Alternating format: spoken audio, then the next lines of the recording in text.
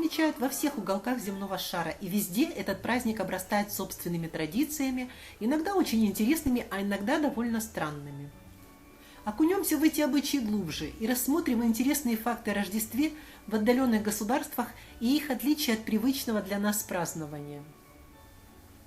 Австралия находится в южном полушарии, поэтому Рождество у них выпадает на самый разгар лета. А поскольку на улице жара, никому перед телевизором сидеть не хочется, и народ устремляется на пляж.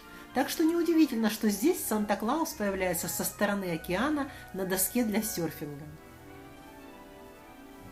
А в Австрии Рождество не только праздник, но и повод приструнить непослушных детишек.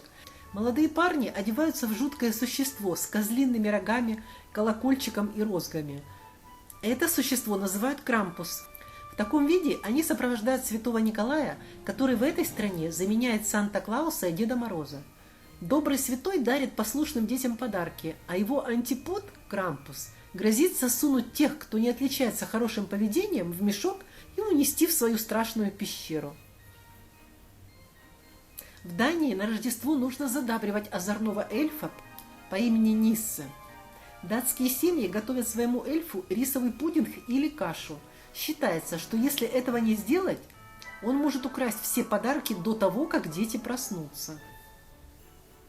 В Финляндии в Рождество принято навещать могилы предков. По финской традиции на Рождество следует всей семьей посетить кладбище, чтобы оказать уважение умершим родственникам. Во Франции, отправляясь спать в рождественскую ночь, дети оставляют обувь у камина. А когда французский Дед Мороз приносит подарки, то раскладывает их в соответствующие ботиночки и сапожки, а маленькие игрушки, фрукты и орехи развешивает на елке. В Британии дети бросают письма отцу Рождества в горящий камин. Британские детишки пишут свои желания на листках бумаги, но вместо того, чтобы отправить по почте, бросают их в горящий камин, надеясь, что дым поднимет их по трубе и донесет до Северного полюса. В Индии большинство населения исповедует индуизм или ислам, но та небольшая часть, что празднует Рождество, наряжает в этот праздник банановые пальмы или манговые деревья. В Мексике принято устраивать шествия по залитым фонарями улицам и стучаться в каждую дверь, изображая ищущих пристанище Марию и Иосифа.